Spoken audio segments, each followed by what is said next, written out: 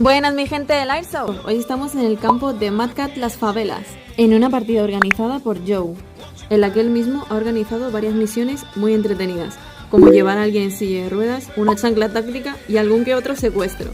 La experiencia en este campo ha sido de 10, tanto por la distribución del campo como la organización que han hecho. Y resulta ser que al final de la partida han hecho diferentes sorteos en las que en uno de ellos he ganado.